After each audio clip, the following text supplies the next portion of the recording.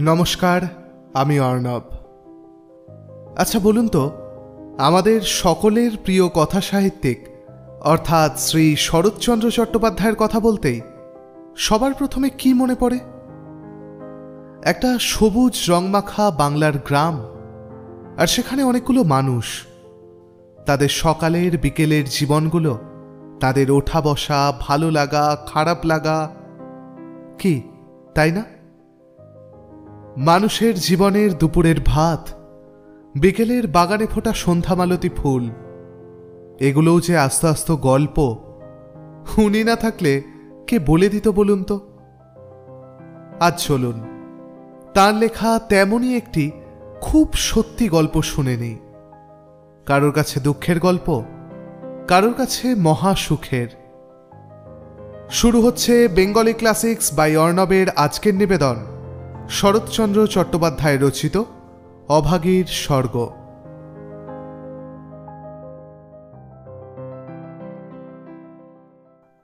ঠাকুরদাস মুখুর্জের বর্ষীয়সী স্ত্রী 7 দিনের জ্বরে মারা গেলেন। বৃদ্ধ মুখোপাধ্যায় মহাশয় ধানের কারবারে অতিশয় সঙ্গতিপন্ন। তার 4 ছেলে, 3 মেয়ে। ছেলেমেয়েদের ছেলেপুলে হইয়াছে। জামাইরা, প্রতিবেশীর দল, চাকর বাকর, সে যেন এক উৎসব বাঁধিয়া গেল। সমস্ত গ্রামের লোক ধুমধামের শবযাত্রা ভিড় করিয়া দেখিতে আসিল। মেয়েরা কাঁদিতে কাঁদিতে মায়ের 2 পায়ে গাঢ় করিয়া আলতা এবং মাথায় ঘন করিয়া সিঁদুর লেপিয়া দিল। বধূরা ললাট চন্দনে চর্চিত করিয়া বহু মূল্য বস্ত্রে শাশুড়ির দেহ আচ্ছাদিত করিয়া দিয়া আঁচল দিয়া তাহার শেষ পদধূলি মুছাইয়া লইল।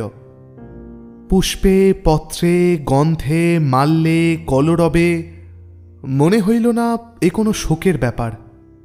এ যেন বড় বাড়ির গৃহিণী 50 বর্ষ পরে আরেকবার নতুন করিয়া তাহার স্বামী গৃহে যাত্রা করিতেছেন। বৃদ্ধ মুখোপাধ্যায় শান্ত মুখে তাহার চিরদিনের সঙ্গিনীকে শেষ বিদায় দিয়া অলক্ষ্যে 2 ফোঁটা চোখের জল মুছিয়া শোকার্ত কন্যা ও বধূদিগকে সান্ত্বনা দিতে লাগিলেন।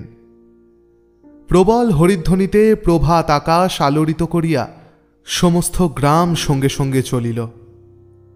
আরেকটি প্রাণী একটু দূরে থাকিয়া এই দলের সঙ্গী হইল। সে কাঙালির মা। সে তাহার কুটির প্রাঙ্গণের গোটা কয়েক বেগুন তুলিয়া এই পথে হাটে চলিয়াছিল। এই দৃশ্য দেখিয়া আর নড়িতে পারিল না।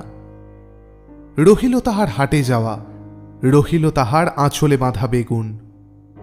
সে চোখের জল মুছিতে মুছিতে সকলের পিছনে শ্মশানে আসিয়া উপস্থিত হইল।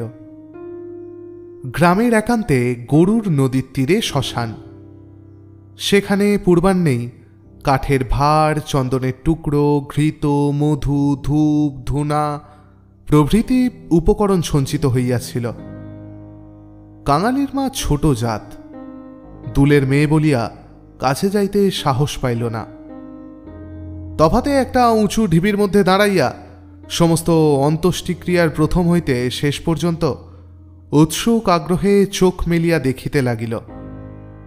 প্রশস্ত ও পর্যাপ্ত চিতার পরে যখন সব স্থাপিত হইল, তখন তাহার রাঙা পাদুখানি দেখিয়া তাহার চক্ষু জুড়াইয়া গেল।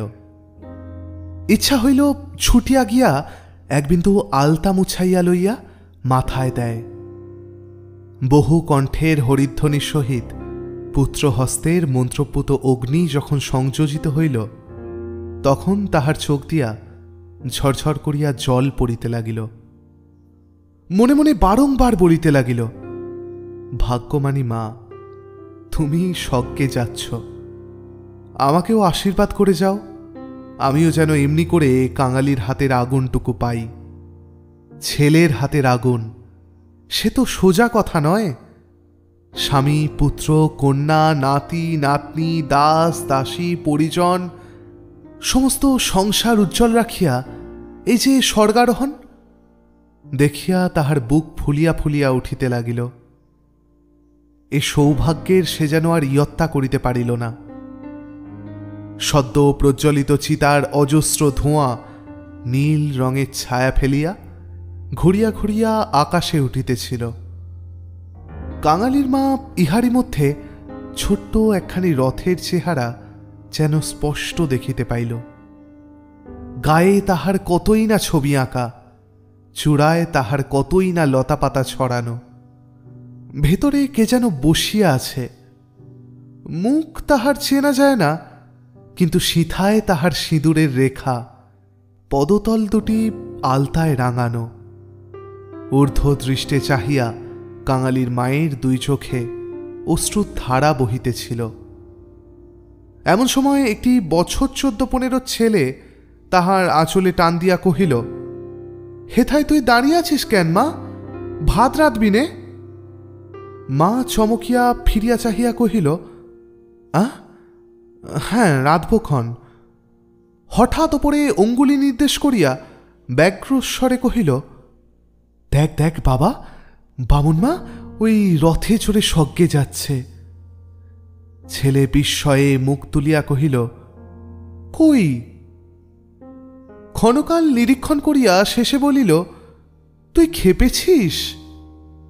ও তো ধোঁয়া।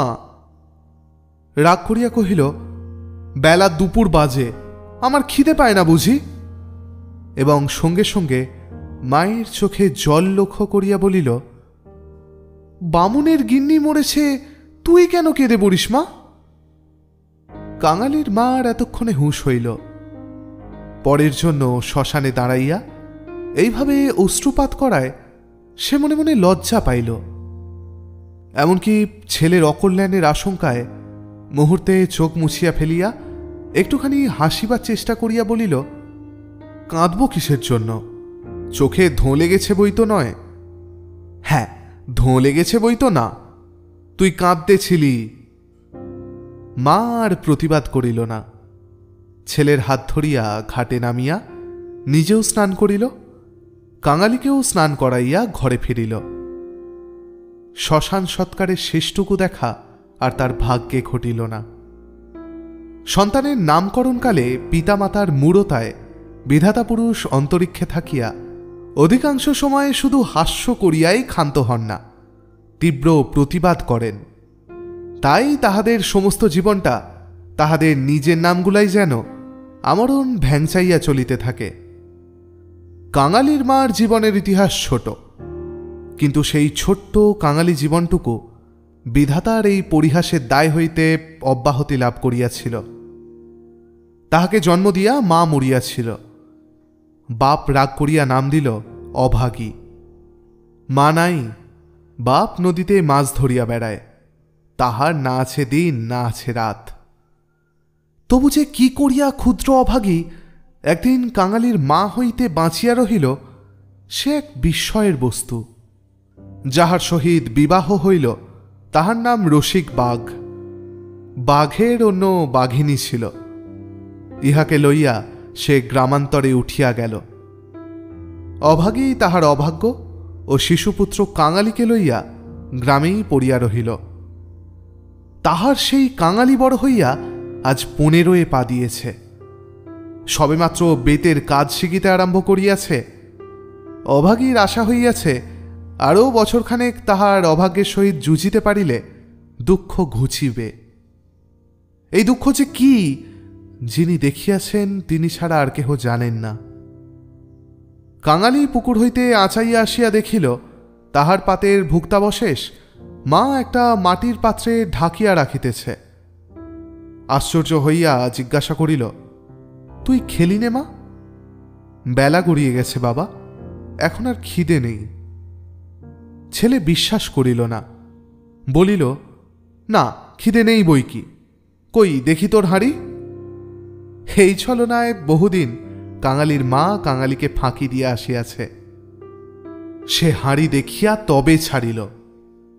তাহাতে আরেকজনের মতো ভাত ছিল। তখন সে প্রসন্ন মুখে মায়ের কোলে গিয়া বসিল। এই বয়সের ছেলে সচরাচর এরূপ করে না, কিন্তু শিশুকাল হইতে বহুকাল যাবৎ সে রুগ্ন ছিল বলিয়া মায়ের ক্রোড় ছাড়িয়া বাহিরের সঙ্গী সাথীদের সহিত মিশিবার সুযোগ পায় নাই। এইখানে বসিয়াই তাহাকে খেলাধুলার স্বাদ মিটাইতে হইয়াছে। এক হাতে গলা জড়াইয়া মুখের ওপর মুখ রাখিয়াই কাঙালি চকিত হইয়া কহিল, মা, তোর যে গা গরম, কেন তুই এমন রোদে দাঁড়িয়ে মরা পোড়ানো দেখতে গেলি? কেন আবার নিয়ে এলি? মরা পোড়ানো কি তুই? মা শশব্যস্ত ছেলের মুখে হাত চাপা দিয়া কহিল, ছি বাবা, মরা পোড়ানো বলতে নেই, পাপ হয়। সতীলক্ষ্মী মা ঠাকুরন রথে করে স্বর্গে গেলেন। ছেলে সন্দেহ করিয়া কহিল, তোর এক কথা মা, রথে চড়ে কেউ নাকি আবার স্বর্গে যায়। মা বলিল, আমি যে নিজের চোখে দেখলুম কাঙালি। বামুন মা রথের ওপরে বসে তেনার রাঙা পাদুখানি যে সবাই চোখ মেলে দেখলেন রে। সবাই দেখলে? সবাই দেখলে। কাঙালি মায়ের বুকে ঠেস দিয়া বসিয়া ভাবিতে লাগিল। মাকে বিশ্বাস করাই তাহার অভ্যাস। বিশ্বাস করিতেই সে শিশু কাল হইতে শিক্ষা করিয়াছে। সেই মা যখন বলিতেছে সবাই চোখ মেলিয়া এত বড় ব্যাপার দেখিয়াছে, তখন অবিশ্বাস করার কিছু নাই। খানিক পরে আস্তে আস্তে কহিল, তাহলে তুইও তো মা স্বর্গে যাবি। বিন্দির মা সেদিন রাখালের পিসিকে বলতেছিল, ক্যাংলার মার মতো সতীলক্ষ্মী আর দুলে পাড়ায় নেই। কাঙালির মা চুপ করিয়া রহিল। কাঙালি তেমনি ধীরে ধীরে কহিতে লাগিল, বাবা যখন তোরে ছেড়ে দিলে তখন তোরে কত লোক তো নিকে করতে সাধাসাধি করলে, কিন্তু তুই বললি না। বললি কাঙালি বাঁচলে আমার দুঃখ ঘুচবে, আবার নিকে করতে যাব কিসের জন্য? হ্যাঁ মা, তুই নিকে করলে আমি কোথায় থাকতুম? আমি হয়তো না খেতে পেয়ে এতদিনে মরে যেতুম। মা ছেলেকে দুই হাতে বুকে চাপিয়া ধরিল। বস্তুত সেদিন তাহাকে এই পরামর্শ কম লোকে দেয় নাই, এবং যখন সে কিছুতেই রাজি হইল না, তখন উৎপাত উপদ্রব তাহার প্রতি সামান্য হয় নাই। সেই কথা স্মরণ করিয়া অভাগীর চোখ দিয়া জল পড়িতে লাগিল। ছেলে হাত দিয়া মুছাইয়া দিয়া বলিল, কাঁথাটা পেতে দেব মা, শুবি? মা চুপ করিয়া রহিল।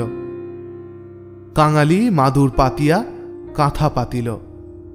মাচার উপর হইতে ছোট বালিশটা পাড়িয়া দিয়া হাত ধরিয়া তাহাকে বিছানায় টানিয়া লইয়া যাইতে মা কহিল, কাঙালি, আজ তোর আর কাজে গিয়ে কাজ নেই। কাজ কামাই করিবার প্রস্তাব কাঙালির খুব ভালো লাগিল, কিন্তু কহিল, জলপানির পয়সা দুটো তো তাহলে দেবে না মা? না দিগ্গে, আজ তোকে রূপকথা বলি। আর প্রলুব্ধ করিতে হইল না। কাঙালি তৎক্ষণাৎ মায়ের বুক ঘেঁষিয়া শুইয়া পড়িয়া কহিল, বল তাহলে, রাজপুত্তুর, কোটালপুত্তুর আর সেই পক্ষীরাজ ঘোড়া? অভাগী রাজপুত্র, কোটালপুত্র আর পক্ষীরাজ ঘোড়ার কথা দিয়া আরম্ভ করিল। এ সকল তাহার পরের কাছে কতদিনের শোনা এবং কতদিনের বলা উপকথা। কিন্তু মুহূর্ত কয়েক পরে কোথায় গেল তাহার রাজপুত্র, আর কোথায় গেল কোটালপুত্র? সে এমন উপকথা শুরু করিল যাহা পরের কাছে তাহার শেখা নয়, নিজের সৃষ্টি। জ্বর তাহার যত বাড়িতে লাগিল, উষ্ণ রক্তস্রোত যত দ্রুতবেগে মস্তিষ্কে বহিতে লাগিল, ততই সে যেন নব নব উপকথার ইন্দ্রজাল রচনা করিয়া চলিতে লাগিল। তাহার বিরাম নাই, বিচ্ছেদ নাই। কাঙালির স্বল্পদেহ যেন বারবার রোমাঞ্চিত হইতে লাগিল। ভয়ে, বিস্ময়ে, পুলকে সে সজোরে মায়ের গলা জড়াইয়া তাহার বুকের মধ্যে যেন মিশিয়া যাইতে লাগিল। বাহিরে বেলা শেষ হইল, সূর্য অস্ত গেল। সন্ধ্যার ম্লান ছায়া গাঢ়তর হইয়া চরাচর ব্যাপ্ত করিল, কিন্তু ঘরের মধ্যে আজ দীপ জ্বলিল না। গৃহস্থের শেষ কর্তব্য সমাধা করিতে কেহ উঠিল না। নিবিড় অন্ধকারে কেবল রুগ্ন মাতার অবাধ গুঞ্জন নিস্তব্ধ পুত্রের কর্ণে সুধাবর্ষণ করিয়া যাইতে লাগিল। সে সেই শ্মশান ও ও শ্মশান যাত্রার কাহিনী। সেই রথ, সেই রাঙা দুখানি পা, সেই তার স্বর্গে যাওয়া। কেমন করিয়া শোকার্ত স্বামী শেষ পদধূলি দিয়া কাঁদিয়া বিদায় দিলেন, কি করিয়া হরিধ্বনি দিয়া ছেলেরা মাতাকে বহন করিয়া লইয়া গেল। তারপর সন্তানের হাতের আগুন। সে আগুন তো আগুন নয় কাঙালি, সে তো হরি। তার আকাশছড়া ধুঁয়ো নয় বাবা, সে তো স্বর্গের রথ। কাঙালিচরণ, বাবা আমার। কেন মা? তোর হাতের আগুন যদি পাই বাবা, বামুনমার মতো আমিও স্বর্গে যেতে পারব। কাঙালি অস্ফুটে শুধু কহিল, চাহ, বলতে নেই। মা সে কথা বোধ করি শুনিতেও পাইল না। তপ্ত নিঃশ্বাস ফেলিয়া বলিতে লাগিল, ছোট জাত বলে তখন কিন্তু কেউ ঘেন্না করতে পারবে না, দুঃখী বলে কেউ ঠেকিয়ে রাখতে পারবে না। ইস, ছেলের হাতের আগুন, রথকে যে আসতেই হবে। ছেলে মুখের ওপর মুখ রাখিয়া ভগ্ন কণ্ঠে কহিল, বলিস নে মা, বলিস নে, আমার বড্ড ভয় করে। মা কহিল, আর দেখ কাঙালি, তোর বাবাকে একবার ধরে আনবি, অমনি যেন পায়ের ধুলো মাথায় দিয়ে আমাকে বিদায় দেয়। আমি পায়ে আলতা, মাথায় সিঁদুর দিয়ে। কিন্তু কে বা দেবে? তুই দিবি না রে কাঙালি? তুই আমার ছেলে, তুই আমার মেয়ে, তুই আমার সব। বলিতে বলিতে সে ছেলেকে একেবারে বুকে চাপিয়া ধরিল। অভাগীর জীবননাট্যের শেষ অঙ্ক পরিসমাপ্ত হইতে চলিল। বিস্মৃতি বেশি নয়, বোধ করি 30টা বৎসর আজ পার হইয়াছে কি হয় নাই। শেষও হইল সেই সামান্যভাবে। গ্রামে কবিরাজ ছিল না, ভিন্ন গ্রামে তাহার বাস। কাঙালি গিয়া কাঁদাকাটি করিল, হাতে পায়ে পড়িল। শেষে ঘটি বাঁধা দিয়া তাহাকে 1 টাকা প্রণামী দিল। তিনি আসিলেন না। গোটাচারেক বড়ি দিলেন। তাহার কত কি আয়োজন! খল, মধু, আদার সত্ত্ব, তুলসী পাতার রস। কাঙালির মা ছেলের প্রতি রাগ করিয়া বলিল, কেন তুই আমাকে না বলে ঘটি বাঁধা দিতে গেলি বাবা? বলিয়া হাত পাতিয়া বড়ি কয়টি গ্রহণ করিয়া মাথায় ঠেকাইয়া উনানে ফেলিয়া দিয়া কহিল, ভালো হইতো এতেই হব। বাগদিতুলের ঘরে কেউ কখনো ওষুধ খেয়ে বাঁচে না। দিন তুই এমনি গেল। প্রতিবেশীরা খবর পাইয়া দেখিতে আসিল। যে যাহা মুষ্টিযোগ জানিত, হরিণের শিং ঘষা জল গেঁটে কুড়ি পুড়াইয়া মধুতে মারিয়া চাটাইয়া দেওয়া ইত্যাদি অব্যর্থ ঔষধের সন্ধান নিয়ে যে যাহার কাজে গেল। ছেলে মানুষ কাঙালি ব্যতিব্যস্ত হইয়া উঠিতে মা তাহাকে কাছে টানিয়া লইয়া কহিল, কবরেজের বড়িতে কিছু হল না বাবা, আর এদের ওষুধে কি কাজ হবে? আমি এমনি ভালো হয়ে যাব। কাঙালি কাঁদিয়া কহিল, তুই তো বড়ি খেলি রে মা, উনুনে ফেলে দিলি, এমনি কেউ সারে? আমি এমনি সেরে যাব। তার চেয়ে তুই দুটো ভাতে ভাত ফুটিয়ে খা দেখি, আমি চেয়ে দেখি। কাঙালি এই প্রথম অপটু হস্তে ভাত রাঁধিতে প্রবৃত্ত হইল। না পারিল ফ্যান ছাড়িতে, না পারিল ভালো করিয়া ভাত পাড়িতে। উনান তাহার জ্বলে না, ভিতরে জল পড়িয়া ধোঁয়া হয়। ভাত ঢালিতে চারিদিকে ছড়াইয়া পড়ে। মায়ের চোখ ছলছল করিয়া আসিল। নিজে একবার উঠিবার চেষ্টা করিল, কিন্তু মাথা সোজা করিতে পারিল না। শয্যায় লুটাইয়া পড়িল।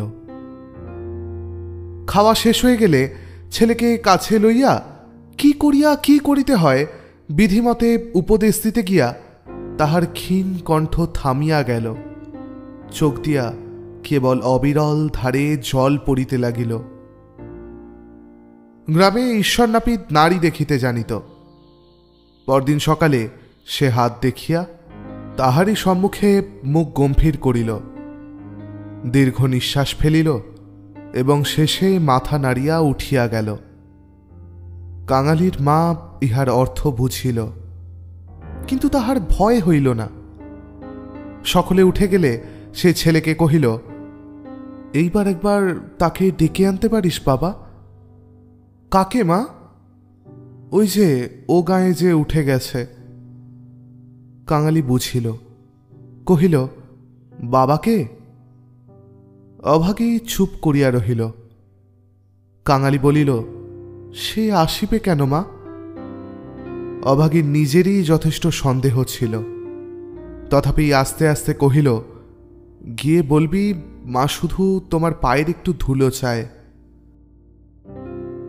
সে তখনই যাইতে উদ্যত হইলে সে তাহার হাতটা ধরিয়া ফেলিয়া বলিল, একটু কাঁদা কাটা করিস বাবা, বলিস মা যাচ্ছে। একটু থামিয়া কহিল, ফেরবার পথে অমনি নাপতে বউয়ের কাছ থেকে একটু আলতা চেয়ে আনিস কাঙালি।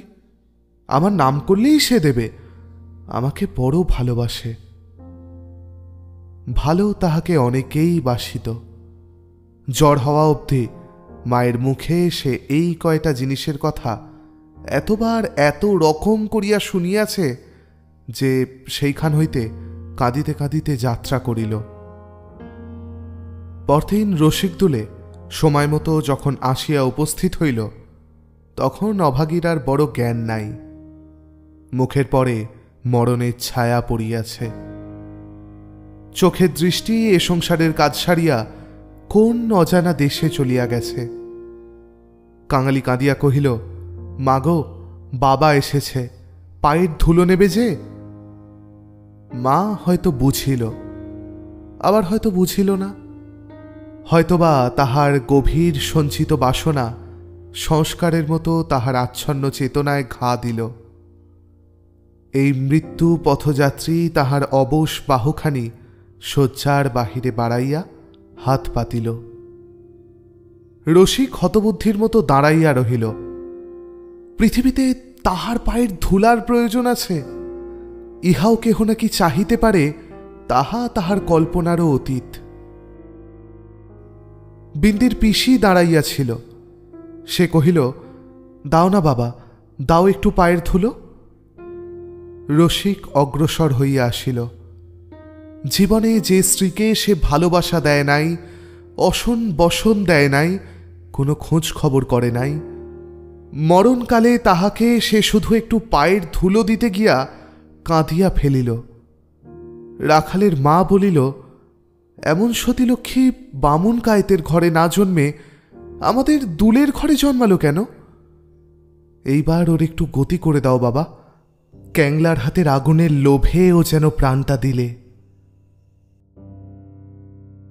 অভাগীর অভাগ্যের দেবতা অগোচরে বসিয়া কি ভাবিলেন জানি না, কিন্তু ছেলে মানুষ কাঙালির বুকে গিয়া এ কথা যেন তীরের মতো বিঁধিলে।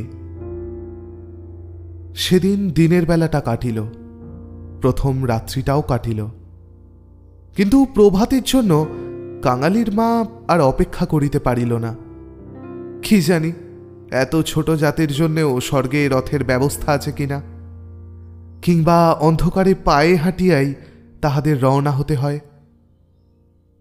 কিন্তু এটা বোঝা গেল, রাত্রি শেষ না হইতেই এ দুনিয়া সে ত্যাগ করিয়া গেছে।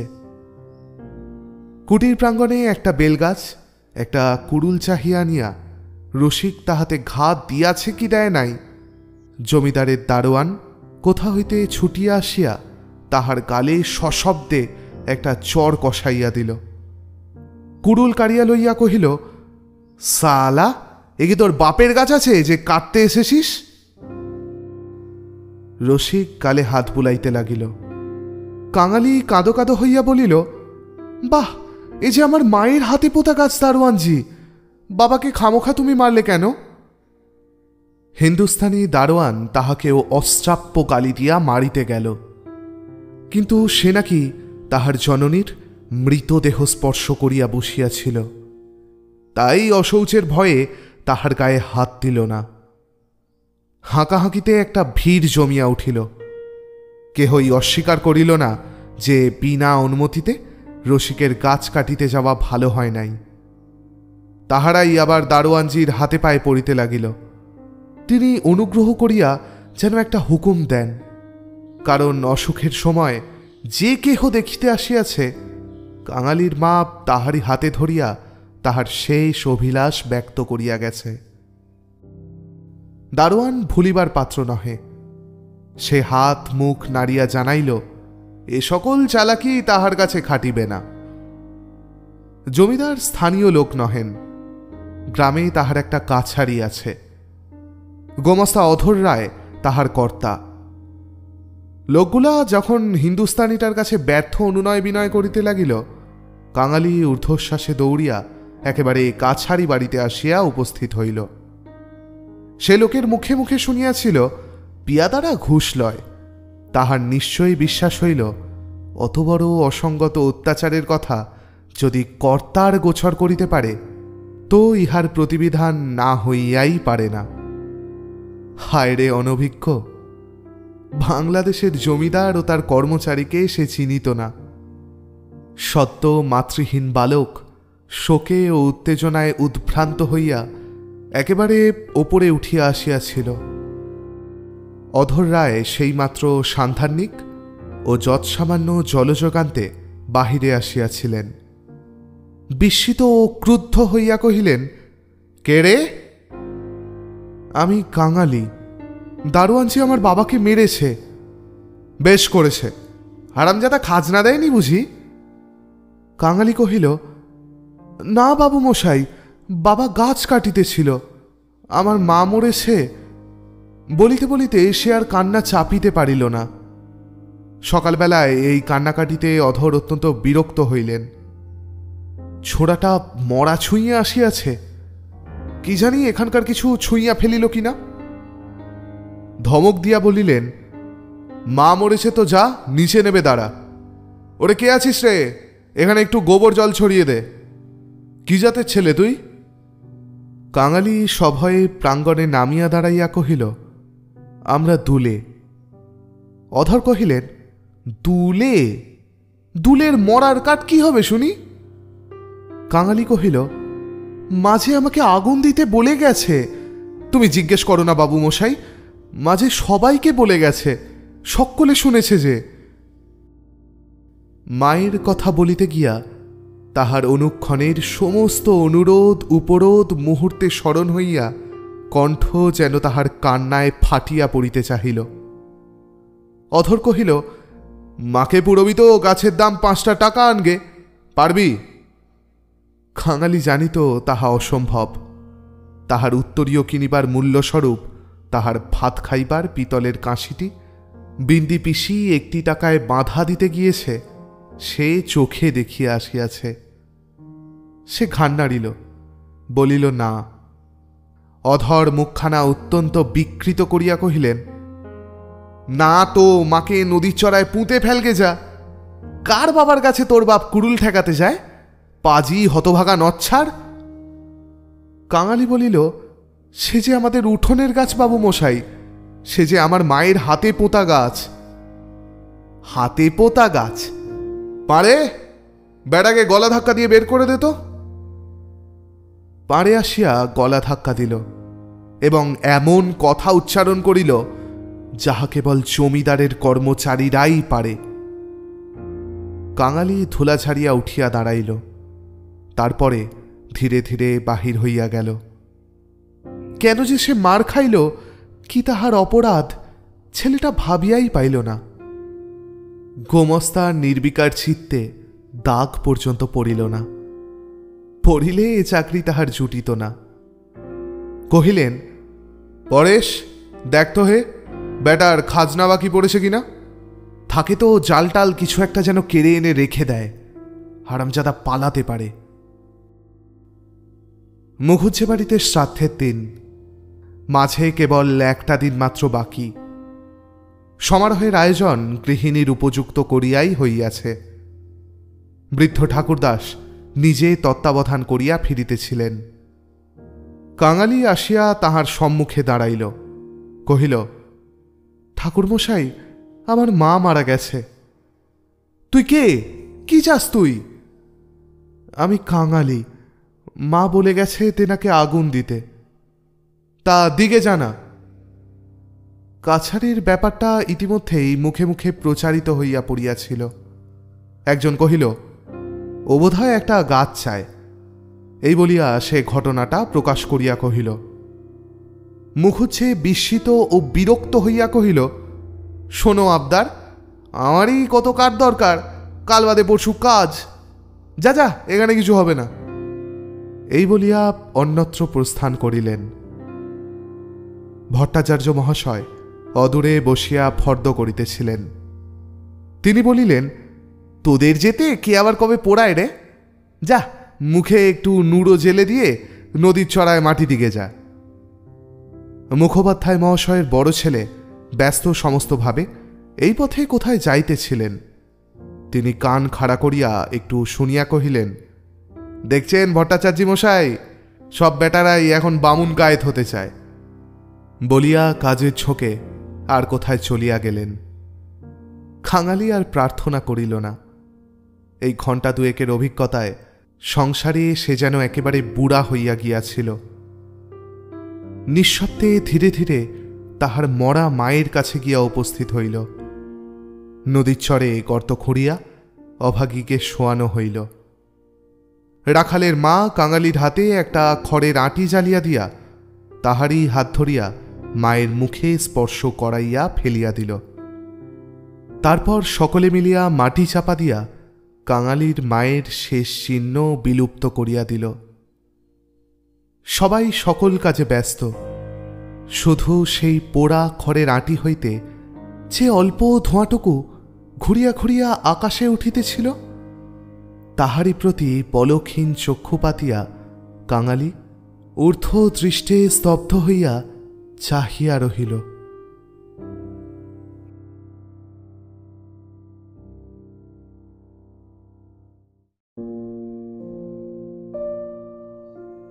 যে ছেলের হাতের আগুনে এত লোভ কাঙালির মায়ের, তা অবশেষে জুটল।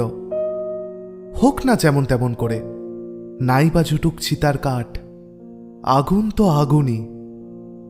আমার তো মনে হয় ওই একটুখানি আগুনেই অভাগীর স্বর্গের রথ এসেছিল। দেবতা অন্তত শেষ মুহূর্তে ফাঁকি দিতে পারেন না। আপনাদের কি মনে হয় বলুন তো? হোক আলোচনা। হতে হতে একটা সপ্তাহ কেটে যাক, তারপর আবার ফিরে আসবে বেঙ্গলি ক্লাসিক্স বাই অর্ণব আরও একটা মায়া জড়ানো গল্প নিয়ে। ততদিন পাশে থাকবেন, ভালো থাকবেন। নমস্কার।